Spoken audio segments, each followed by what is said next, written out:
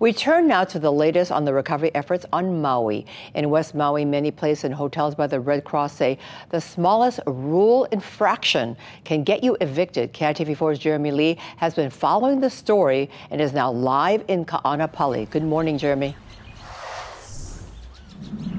Good morning. This is a story we've been covering for quite some time. A few weeks ago, I had several conversations with evacuees who described tensions in hotel living situations. And the concern was that tension would rise as visitors started to arrive. Take a look at this video. I shot this video back in August in one of the Ka'anapali hotels where I stayed until evacuees began to arrive. I then left the hotel as it filled up.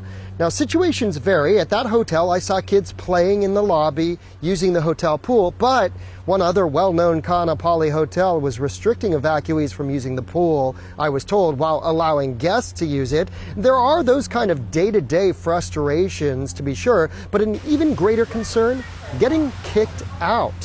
Travis Miller, whose video we've shown of his escape, he publicly posted how he was evicted by the Hyatt Regency security team because a friend walked his dog while Travis was away at workforce training.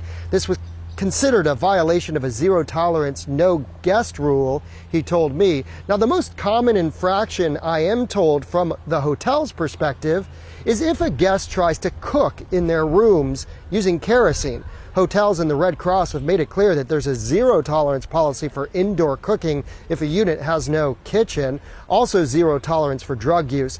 There's also the matter of those who were houseless before the emergency evacuation. Tents have been set up in Kahului to accommodate them a week ago. So a complicated situation. Now, this is how Avery Hardin describes it. She is now with her kids in a unit with a kitchen, but before was at a hotel. She's a single mother of two who evacuated Kaiulu o Kupuoki, that's the low-income housing complex that burned down. She's now among the thousands housed still in Ka'anapali.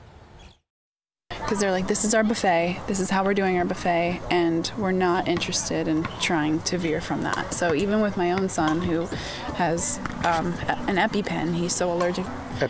Yeah, he has an EpiPen for dairy allergies, and they were unable to meet any kind of dietary needs of his. They gave me carrot sticks one time, and then after that, they were like, we can't even try. I'm sorry. So dealing with her son's dairy allergy, Avery is one of many, especially mothers who have kids who want to be able to cook. She is in a situation, as we said, with a unit that has a kitchen, which is great. But that is a coveted situation for many. Now, thousands of others must check in either daily or every other day per the policy that we spoke about, hotel and Red Cross's agreement. Now, evacuees say they feel in some cases they're being closely observed, and the fear is, again, with the slightest rule infraction, not checking in, they could end up out in the streets. Now, I did have a chance to communicate with a general manager of a Ka'anapali hotel about the current situation. Of course, the county has recommended a phased reopening, and so those hotels up north are able to accept visitors right now if they were previously in Red Cross contracts. But the hotels here in Ka'anapali, they are currently abiding by